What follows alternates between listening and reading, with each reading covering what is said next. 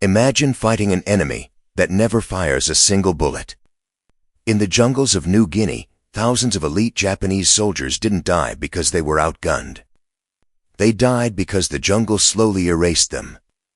Hunger, disease, endless mud, and a simple tin of food became more valuable than a samurai sword. By the end of the war, one of Japan's most powerful armies had been reduced to starving ghosts wandering through the rainforest. But how did an empire that conquered half of Asia collapse in a place most people have never heard of? Today, we're uncovering one of World War II's most horrifying and least talked about campaigns. Before we begin, if you enjoy deeply researched World War II stories that reveal the hidden side of history, make sure to subscribe and turn on notifications.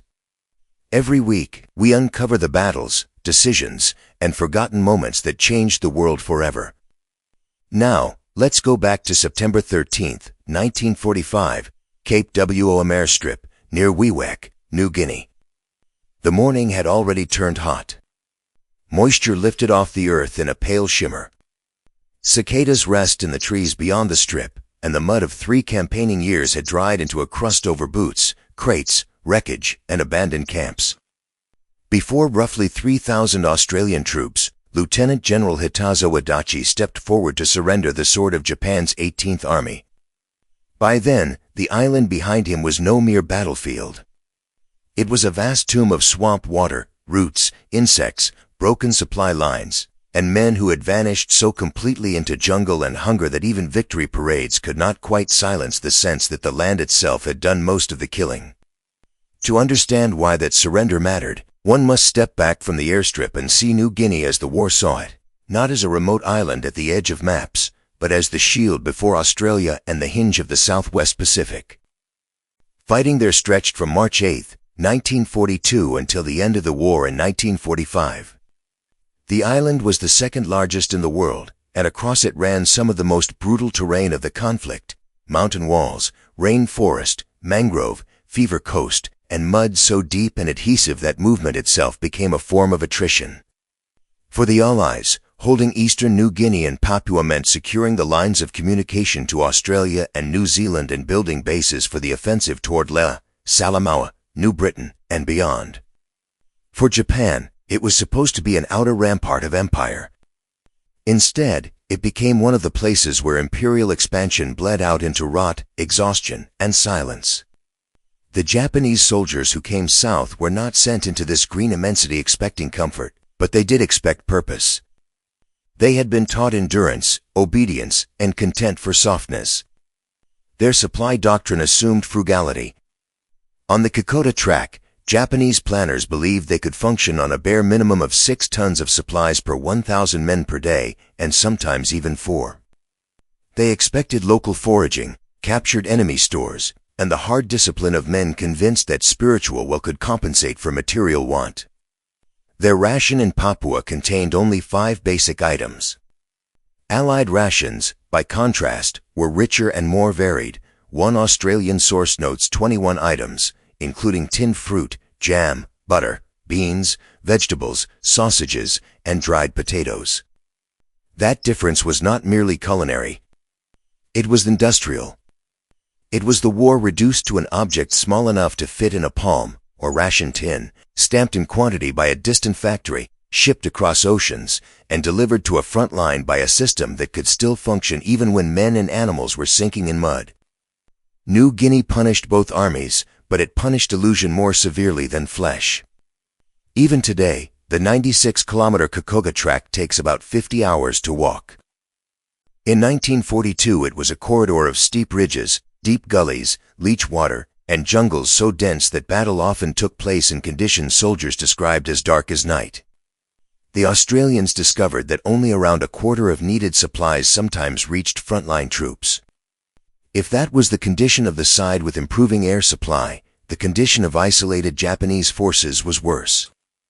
A modern military study quoted an old saying from the Japanese ranks: "Heaven is Java, hell is Burma, but no one returns alive from New Guinea." It sounds theatrical until one reads the record. Then it sounds less like exaggeration than field wisdom. In New Guinea, Sound, light, and disease mattered as much as bullets. Two enemy patrols could move within feet of each other and never see one another, while malaria and dysentery hollowed out entire formations before battle had properly begun. At the beginning, however, Japan's advance still carried the momentum of empire. The move into New Guinea formed part of the wider southern drive that had taken the Philippines, Malaya, the Dutch East Indies, and a chain of strategic positions across the Pacific. The thrust toward Port Moresby promised more than a local victory. If successful, it would extend the Japanese perimeter, threaten Australia, and deepen the sense that the old colonial order in Asia was collapsing before an ascendant military power. The men of the South Seas Detachment and later the 18th Army entered the campaign with that confidence behind them. They came not as castaways, but as conquerors trained to believe that surrender was shame, privation was normal, and death in service of the emperor could redeem any earthly suffering. Yet New Guinea did not meet them as an opponent that could be outstared. It met them as climate, distance, and logistics made flesh. Soon the island began to strip away everything ceremonial. Disease became a second campaign layered over the first. Malaria, dysentery, scrub typhus, and exhaustion chewed through units that had barely fired a shot. One Australian veteran later remembered, the conditions were hell on earth. Living in the sun. Living in the open, in the jungle, in the rain and the mud. Starvation. Dehydration. Sometimes a week without food. There was dysentery, malaria, scrub typhus, and blackwater fever. Our casualty list was endless. Japanese forces had entered Papua better inoculated than their Australian opponents, but when their supply lines broke, medical preparedness ceased to matter. By November 1942, Japanese reports stated that only one-third of the South Seas Detachment was fit. By late January 1943, after the Sanananda fighting, the proportion of fit men had dropped to 1/7. On Buna, one modern estimate holds that 45% of Japanese soldiers died from malaria alone. This was not battle in the romantic sense. It was biological erosion. Buna-Gona revealed the pattern in its starkest form. After retreating along the Kokoda Trail, elements of the 144th Infantry Regiment reached South Jirawa in November 1942 already exhausted and starving. An Australian war memorial account says they no longer looked like the men of the glorious Japanese Imperial Army, but more like a horde of beggars. There, at the edge of swamp and sea, Japanese doctrine met a simple arithmetic it could not overcome. The garrison had to remain in waterlogged foxholes. Dead comrades often could not be buried. Supplies failed. The daily rice ration, already meager at 2 go, was cut to 1 go in early December, and then in January to 2 to 4 shaku, so little, the record says, that soldiers could count the grains they received. This is where empires become visible in miniature, in proclamations on one side, and in counted rice grains on the other. As the situation worsened, soldiers ate whatever could be swallowed, lizards, frogs, snakes, mice, leaves sprouting inside the perimeter. Some searched the bodies of dead Allied soldiers for food. Some resorted to cannibalism. The garrison's defensive pits, the taketsubo or octopus traps, became more than foxholes. They became wells in which men sank below the language they had been given for honor. The Japanese military ethic had taught that prisoner status was unthinkable and death preferable to humiliation. But starvation is an acid that reaches where artillery cannot. It dissolves slogans. It pares ideology down to appetite, fever, and the primitive wish for one more mouthful. At Buna-Gona, more than 11,000 Japanese defenders were committed. Only about 3,400 survived. Nearby and above them, Allied air power and growing logistical capacity did what moral exhortation never could. They kept sending ammunition, medicine, and food. Somewhere in that contrast, between a soldier counting rice grains in a swamp hole and a dented ration tin arriving by ship, truck, porter, or airdrop, lay the true balance of the Pacific War. The Papuan campaign ended with grim numbers that only partly convey what had happened. Britannica records that the Japanese lost nearly 12,000 men killed, with about 350 captured and roughly 4,000 escaping toward La Salamaua or New Britain. Allied combat losses were about 3,300 killed and 5,500 wounded. Strategically, the result was decisive. The 6-month effort to halt Japan's southward drive had succeeded, and the line of communications to Australia and New Zealand was secure. But statistics can sanitize what the jungle never did. Behind each figure stood men broken by terrain, rotted by sores, half-blind with fever, or blown apart in positions built from roots and slime. New Guinea did not offer the clean geometry of desert war or the symbolic clarity of a flag over a city. It offered slow subtraction.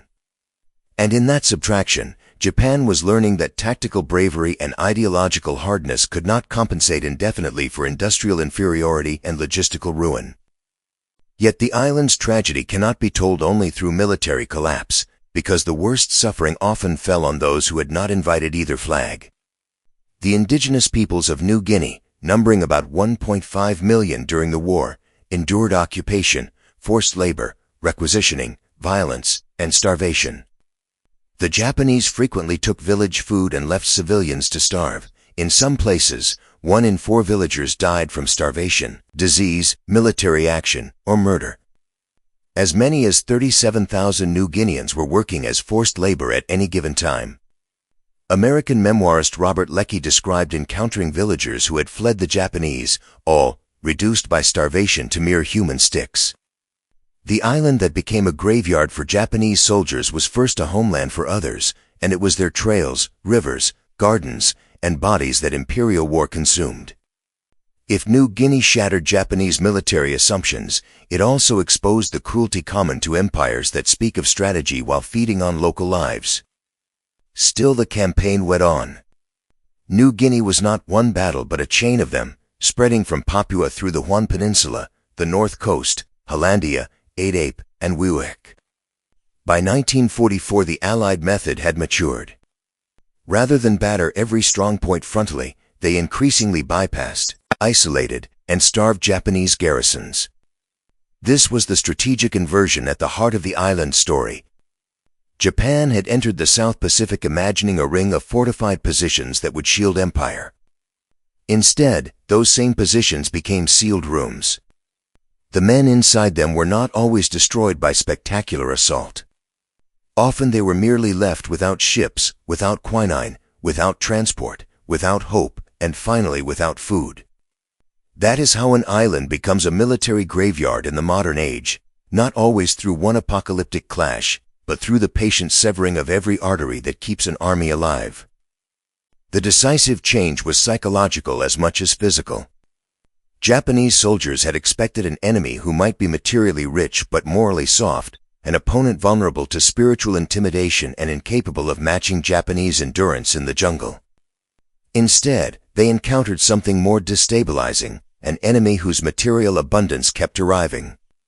Medical supplies, atabrine, ammunition, new boots, more aircraft, more engineers, more dumps of food, more tins. Even Allied shortages existed within a system able to learn, adapt, and reinforce itself. Japanese officers had assumed men could forage locally or seize enemy stocks. In reality, villages were stripped bare, transport routes disintegrated, and the food they longed for often sat behind Allied lines guarded by artillery, aircraft, and radio-coordinated patrols. The American ration tin, plain and mass-produced, became a kind of secular answer to imperial mysticism. It was not romantic. It did not shout. But it arrived. And because it arrived, soldiers fought longer, recovered faster, and remained men instead of becoming specters haunting their own perimeter. By the time of the Aitape and Wewak fighting, the logic of starvation had become explicit. Adwid's historical account notes that after the Allied landings near Hollandia and Aitape in April 1944, Adachi realized his 18th Army could not survive at Wewak without resupply and reinforcement. So he did something at once desperate and revealing. He moved westward to seize Allied food and supplies. On the night of July 10, 1944, about 10,000 Japanese soldiers crossed the Guinea River and struck thin American positions. They attacked with courage, but also with emptiness in their bellies. The assault was born not simply of operational ambition, but of hunger. Adachi's men were trying to break into a system that fed its own army. In another kind of war, that would be a footnote. In New Guinea, it was the essence of the matter. The outcome was mercilessly consistent with everything the island had already taught. The Aitape campaign, fought from late 1944 to August 1945, cost some 9,000 Japanese killed in action, while another 14,000 died from starvation and disease. Those numbers matter not only because they are large, but because they reverse the heroic script by which many armies tried to remember themselves. Here, direct combat did not even finish the work. Hunger did. Disease did. Isolation did. The island itself, once joined to Japanese grand strategy, had become the mechanism of its collapse. By the war's end, historical note on the surrender at Wewak records that Adachi handed over more than 14,000 troops in the Aitape region. The sword was surrendered in public. The dead had already been claimed in private by ravines, kanai grass, swamp, and fever coast. What changed inside the Japanese soldier on New Guinea was not simply morale. It was belief. Military culture had insisted that capture was dishonor and perseverance a near-sacred duty. But at Buna-Gona, even the Australian War Memorial notes that commanders authorized withdrawals without permission because the situation was hopeless and that earlier unity, in readiness to die, no longer held. This was not cowardice. It was the ruin of an idea. New Guinea revealed that ideology has chromoric requirements. A creed can survive hardship when supply still exists, when reinforcement still promises meaning, when sacrifice still moves a line on a map. But when rations collapse to counted grains, when the wounded cannot be treated, when malaria kills nearly half a position, and when the only path forward leads through jungle toward an enemy dump one may never reach, slogans no longer transcend matter. They are swallowed by it. That is why the recurring object in this story is not a flag, not a battleship, not even a sword. It is a food tin. Small, unimpressive, factory-made. In a Japanese foxhole it could appear almost miraculous, a sealed promise of calories from a world that still functioned. In Allied hands it was so ordinary that men complained about its monotony. Yet history often turns on exactly such asymmetries of the ordinary. Democracies rarely look poetic while they are doing the work that keeps armies alive. They look administrative. They look like manifests, warehouses, packing plants, chemists, radio operators, quartermasters, ship crews, and anonymous women and men in distant cities feeding a front they will never see. But on New Guinea, that prosaic abundance defeated the more theatrical creed. A tin of fruit or meat carried across the Pacific represented not just industrial power, but a society capable of mobilizing complexity at scale and of sustaining individual soldiers as lives worth supplying. And so we return to Cape Wom. To the morning heat. To Adachi before 3,000 Australians.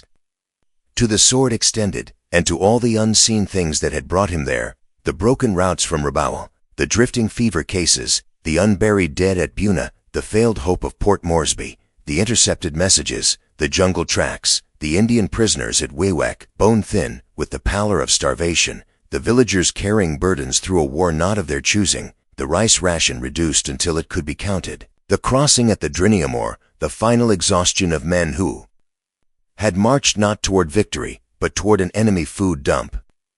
The ceremony was brief. The process that made it inevitable had lasted years. There is a temptation, when speaking of such campaigns, to end with triumph. But New Guinea resists easy triumphalism. It was too cruel, too wet, too intimate in its suffering. It devoured Australians, Americans, Japanese, and New Guineans in different ways and for different causes. Yet it also exposed a larger truth that the war repeatedly confirmed: freedom and abundance are not abstractions when armies meet. They are material conditions. They are medicine in a packet, transport over a mountain, a supply drop at Myola, an airfield hacked from mud, a carrier line that does not break, a ration varied enough to preserve strength, a command system that can learn, and a political order willing to spend treasure to bring common soldiers home alive if it can. On New Guinea, Imperial Japan asked men to prove that spirit could master matter. The island answered with graves. Long after the gunfire ended, the jungle kept its own archives. Helmets rusted. Bones disappeared beneath roots. Airstrips cracked in the heat. And somewhere, perhaps under vines or in the silt of a drainage ditch, a ration tin endured longer than the slogans that once sent men there. That is the quiet symbolism of New Guinea. The empire that promised glory left behind hunger. The system it called weak kept producing food, medicine, transport, and time. In the end, freedom did not announce itself on that island with a speech. It arrived sealed in steel, stamped by abundance, carried by a logistical faith in the ordinary human need to eat, survive, and return. And that, more than any surrender sword, was the truth New Guinea forced the war to reveal.